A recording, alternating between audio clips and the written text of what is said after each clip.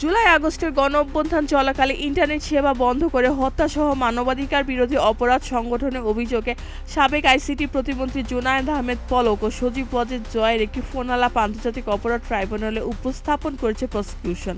11 জানুয়ারি আন্তর্জাতিক অপরাধ ট্রাইব্যুনাল 1-এ এই কথোপকথন তুলে ধরা হয়।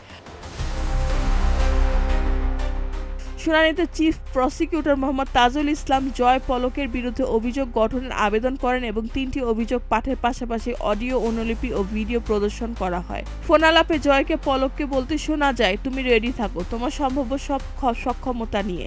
যখন মা বলবেন সিগন্যাল ইয়েস তখন ওপেন, যখন বলবেন নো তখন ব্লক, অর্থাৎ ইন্টারনেট সেবা চালু ও বন্ধ হবে।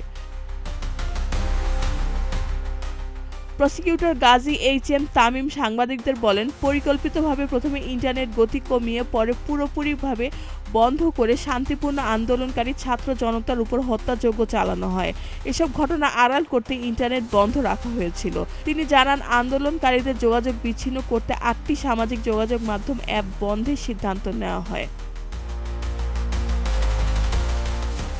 এনটিএমসি রেকর্ড করা আসামিদের কথোপকথন সহ ইন্টারনেট বন্ধের সরকারি চিঠি ও নথি ট্রাইব্যুনালে জমা দেওয়া হয়েছে বলে জানান প্রসিকিউশন।